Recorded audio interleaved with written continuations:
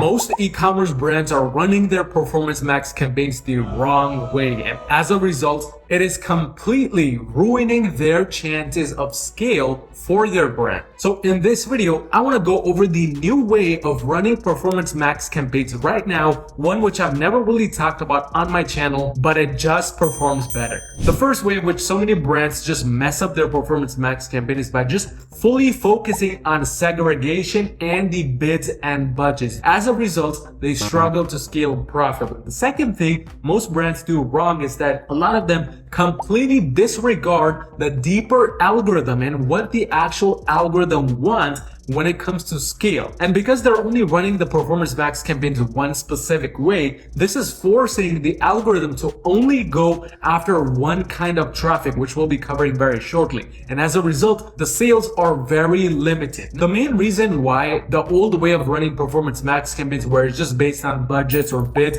or launching a bunch of different PMax campaigns with just one major traffic source in mind, which is cold traffic, what happens is on an account level, there's a lot of auction overlap that starts to happen. When there's multiple PMax campaigns, like for example, in this account, there's two PMax campaigns running right there. And there's another one which was recently paused. Each of these campaigns is only targeting cold traffic, or maybe you have other campaigns where it's only targeting retargeting audiences. This one singular approach with the traffic type itself makes the algorithm think that your campaigns are actually competing with each other. A very bad idea. So because I was dealing with this myself and because I saw my own bids start to rise, I decided enough is enough. What you want to do is you want to have a Performance Max campaign where it's only targeting brand new customers, and then another Performance Max campaign or multiple other PMax campaigns where they're just targeting the normal kind of traffic types, where it's both cold traffic as well as retargeting. Because keep in mind, any PMax is never just cold traffic. It's always a little bit of retargeting going on within a PMax as well. You can have a few of those external campaigns running,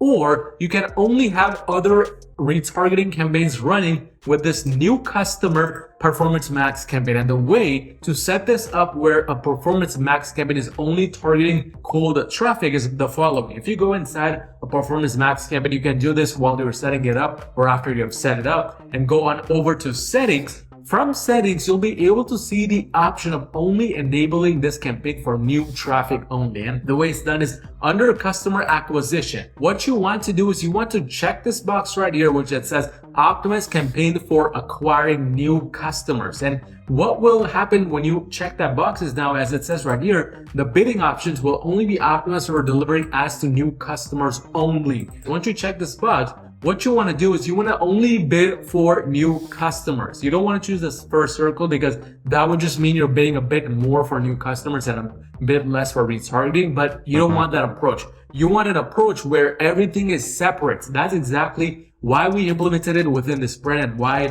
in the last 30 days this brand has generated almost a 2.6x ROAS, where the break even is almost a 1.4x. It has done $137,000 in revenue in the last 30 days. That's because this PMax campaign is only getting shown to new customers and it's running at a $22 CPA, whereas this one, which is showing for both cold traffic as well as retargeting, we never shut it off. This was the original campaign we had started. It's running at a $25 cost per purchase, which is higher than this new customer only campaign, which that just blows my mind, because again, this is also targeting retargeting audiences. So you might think that this might have a higher return on ad spend and a lower cost per purchase, but that's definitely not the case here. And in this situation, because that box is not chosen for this specific campaign, it's now targeting both for new customers as well as the old ones. I mean, if we just read what it said bid equally for new and existing customers. So it's both cold traffic and retargeting going on within this campaign. Once you have run a campaign like this, once you have kind of analyzed the results, the next step is to actually further optimize that and then to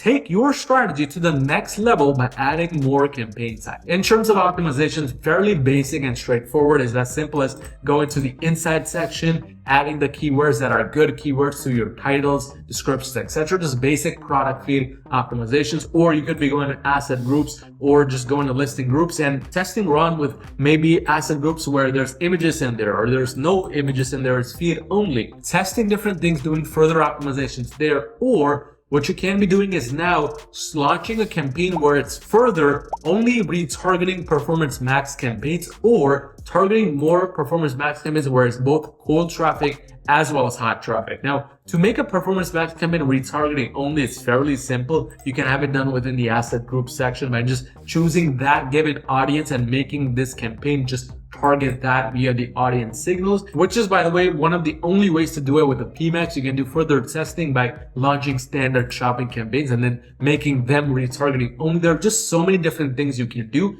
and you can do the same for search campaigns as well as YouTube. However, search campaigns and YouTube, they're not really similar to Performance Max, where Performance Max can do both, but these other campaigns technically are not able to do both. But the main goal here with the application of a strategy like this, it's that it's number one, gonna reduce overlap, so no more of your traffic types competing with each other, and as a result just unnecessarily boosting up your average cost per link click. But also number two, it's gonna make the reach for cold traffic versus hot traffic much more narrow, much more focused. And this is the same thing we are seeing and doing for the brands again under my agency, Your Marketing, which, by the way, if you're doing $40,000 or more per month in revenue, you need just a little bit of extra help scaling your brand to the next level. Go on my website at yourmarketing.com and schedule a free call with me to see how we can potentially work together and make that happen. But if you found any type of value in this video, just do me one quick favor and smash that like button down below and subscribe if this is the first time you're watching one of my videos. And I want you to watch this video right here next on some of my newest kind of tips and tricks when it comes to Google shopping campaigns or just Google ads in general to scale your brand to the next level.